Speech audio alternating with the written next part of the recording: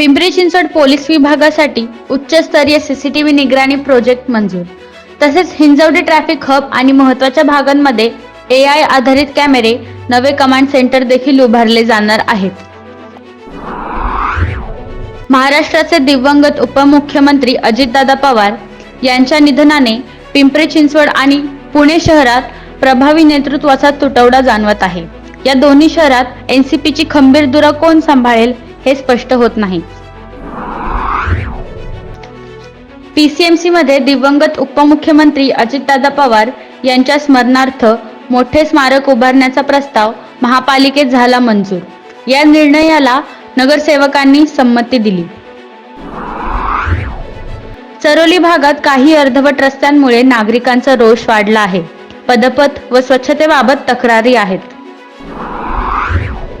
पिंपरी चिंचवड महापालिका निवडणुकीत महिला नगरसेविकांची संख्या वाढली असताना यामध्ये भाजप आघाडीवर असल्याचे विश्लेषण समोर आले आहे.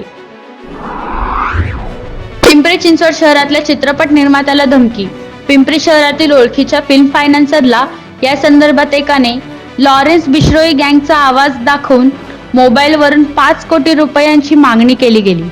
धमकीचा मेसेज आल्यानंतर पोलीस सुरक्षा शाखेत तक्रार नोंद व तपास चालू आहे. निगडीमध्ये रात्रीच्या वेळी मोटरसायकलने एका 70 वर्षीय वृद्धाला धडक दिली. पोलिसांनी आरोपी चालकाला अटक केली असून मृत्यूच्या आरोपाखाली प्रकरण चालू आहे.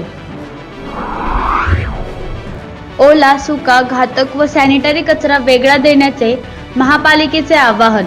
4 प्रकारे कचरा विलगीकरणावर आरोग्य विभागाचा भर पडला आहे.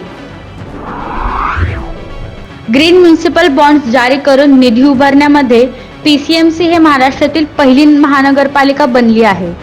या निधीचा उपयोग हरित सेतू प्रकल्प, निगडी प्राधिकरण आणि टेल्को रोड, कवळी माथा ते इंदिरानगर रोड या रोड सुधारण्यासाठी केला जाणार आहे. भोसरी येथील शेठ रामधारी रामचंद्र अगरवाल या विद्यालयात खाऊ गल्लीचा उपक्रम राबविण्यात आला.